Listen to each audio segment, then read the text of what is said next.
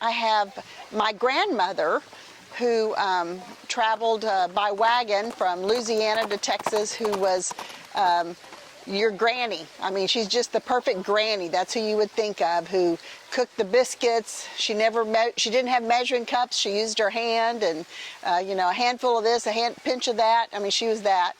So I mean, just being around those women are inspiration. In my life, everything I do as a woman, I call on my mother to know how to do the right thing. And I miss her dearly. So I am Megan Traeger from New Braunfels, Texas, originally born and raised in Austin, Texas.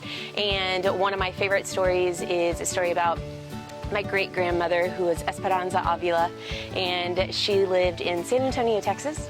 And around the 1920s and 1930s, she was living there and worked in one of the cigar factories in San Antonio, and would have her children sit in her lap while she sat and hand-rolled cigars. It's just one of those stories of resilience. A family that came from Mexico and found a home, established a home, and created such pride in her family that they haven't gone far. You know, it's that Texas pride is huge, and it's something that we as generational Texans can boast about. It's something that we are proud to claim, and something that we're proud to continue ourselves. Okay, well, hello, good evening. I am Elena Hovestad. Now I consider myself a Texan because I married my husband 37 years ago. And then I was born in Mexico City, and I met my husband way back in 1976 in Mexico City, and 10 years later, here I am. And I love this country. It's been beautiful. My mother was a very, very strong person. She lived 100 years old. She was 100 and a half when, unfortunately, God take her. But she was a great culinary expertise, and I have a lot thank goodness I inherited a lot from her.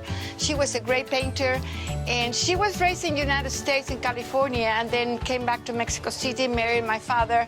She never came to the States, and always raised my three brothers in Mexico City. So Papa Jail and Mama Jail. Papa Jail was the sheriff, and Mama Jail cooked the food for the prisoners. And she was little bitty, and everybody loved her because she had a warm heart and she was a good cook.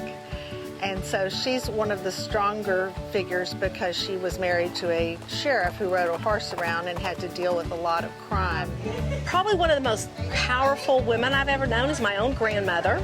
She is from the Lee County area, a small town of 500 people called Dime Box, Texas. You drive through it on the way to College Station.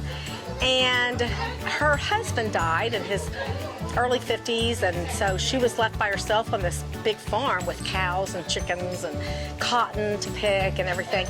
And she chose to stay on the farm by herself for the next 25 years. And she did it all herself. She had very little help. And she is my woman and such a great inspiration when I think about her. And I thought, man, if she can do it, anybody can.